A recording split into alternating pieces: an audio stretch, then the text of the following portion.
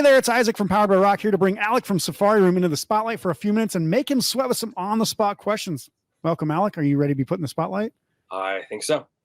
All right. So first question, the Nashville music scene is one of the more robust music scenes in the country, and I'm sure you have a lot of friends and bands there. You may even have like 10 or 15 bands you really like. So in order to make you sweat a bit right off the spot, I'm going to put a little heat on you, and especially from the local scene. I'm going to ask you to name who is your specifically one favorite band from Nashville right now. Basic Printer. What was that one? Basic Printer. Basic Printer. All right. So everybody else from Nashville, you fucking suck. Sorry. You guys are losers. Alec does not like your music as much as Basic Printer. But I thought for a second you'd like name 15 local bands, and I was gonna be like, yeah, no, that would. I could do that, but that's tough. Yeah. So Basic Printer, you've won the award for the best Nashville band, according to Alec from Safari Room. Congratulations. I love you, Jesse. Yeah. Everybody else that's around, I know that you're friends with like the Dreaded Laramie, for example, who is one of the bands that kind of we have in common as friends. List them, but I think they. Yeah. Like, I'm going to tag them in this episode and say you weren't on there. Oh, I love them. That's how I found you. So through the Dreaded Laramie. God, they are so damn good, and I'm just gonna like say really nice things about them. Yeah. So then answer the next question. Whatever the next question is, obviously the Dreaded Laramie. Then. Absolutely. Yeah. So number 2, I like to throw some food questions in for absolutely no reason other than I love fucking food. Not fucking it so much as eating it, but I do love eating food. I was about that in this meeting. But I gotta know. Hopefully you're a meat eater because I got to know what's your preferred Nashville cuisine. Is it the spicy chicken or are you going with a meat and 3? If it's between the two, spicy chicken. Okay. Do you have any other local favorites that you'd like to shout out? I recently ate at Korea House, one of my favorite places in town. That place is phenomenal. That's Korean cuisine. Smiling Elephant is amazing Thai food. And actually, like, meat and 3 and hot chicken are not high on my list. Yeah. And I think the hot chicken may be a little bit overrated. See, it's because you're not from Nashville. That's why. Exactly. If I was from here, I'd be like, all I eat is hot chicken. Yeah. Sandwich form, omelet form. I don't care. Eggs Benedict form. I had some leftover hot chicken one time with eggs in the morning, and that was a really bizarre way to start my day. Yeah.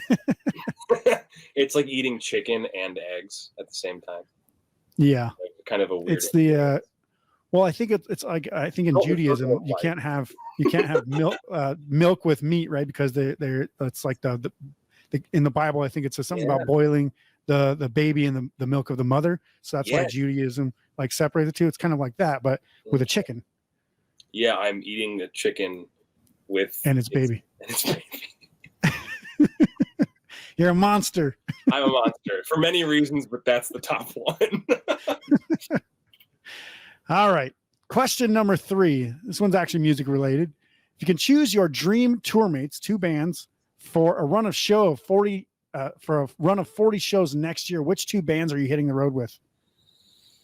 They have to be alive, obviously. This is to be alive. Sometimes I say living or dead. Who would you take? We're not resurrecting bands. What lame.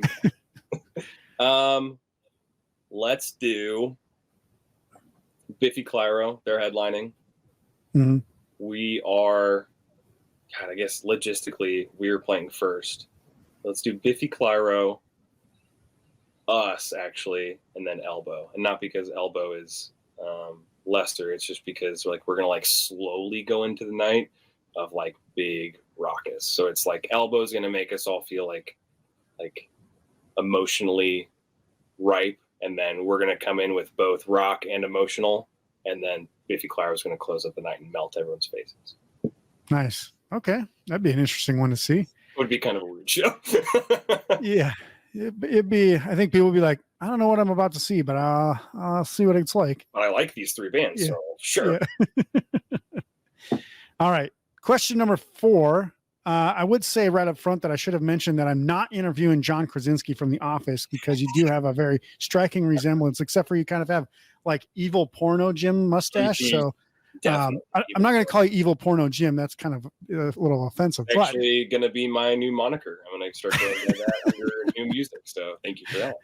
So the question actually is, obviously John Krasinski has become somewhat of a celebrity of notoriety for being handsome. So I have to ask, what's the hardest thing about being a young, extremely talented and attractive musician? Oh my gosh, I think I'm blushing. What is difficult about that? Not as high of low self, or gosh, let me answer that again. It's not having high enough self-esteem to match those things. Yeah. Which I is don't have like the confidence to pull this off. like kind of sad, but it's like I don't necessarily look in the mirror and be like, "Nah, that's a handsome guy." It's just kind of like, "Oh, that's what I look like." Yeah. So I guess the hardest part is that perhaps the outside and the inside don't quite mesh. Gotcha. All right, ladies, are you single by any chance? I am single, currently single. Wow, look at this. Real Yep. Nashville piece of work right here. Right for the Most taking. eligible bachelor. Most eligible bachelor. That's going to be the title of this episode. Nashville's most eligible bachelor. Oh my gosh, can you imagine? That would be wild because it could get on like other lists and like yeah, it'll be on TMZ tomorrow. Oh my god. Did you hear him say that thing about eating babies? Yeah. I'm pretty sure he's not dad material. Yeah, he's not like yeah. What if he's gonna eat chicken eggs? What a freak.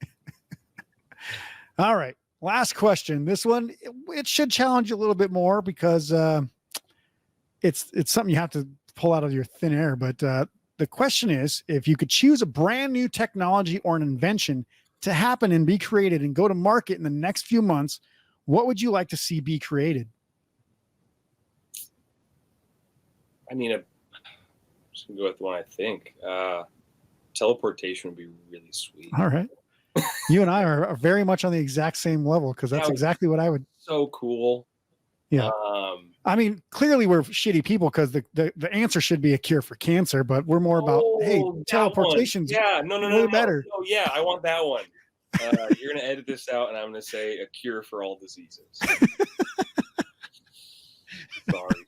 Yeah. That's it. That's the one.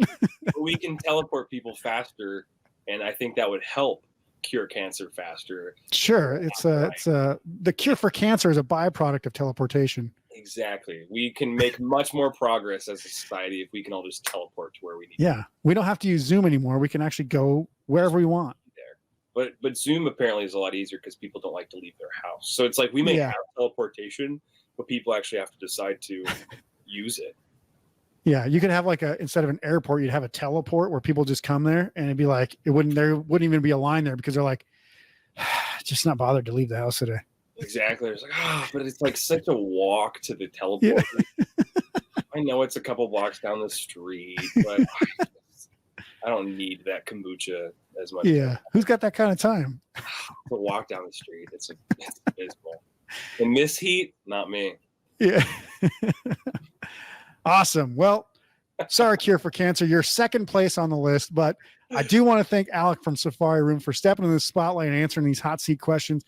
Little red in the face, so not sweating, but definitely. Yeah, I think it's just lighting. It's I just look a lot more red. I don't know what I've done with my lighting, but guys, make sure to go to the episode notes or the show notes below this episode. Say the same thing every single time. Show notes below this episode to make sure to check out the music. Complex Houseplants is out now. The live album that they put out is also out. You can go check out any of their previous music as well.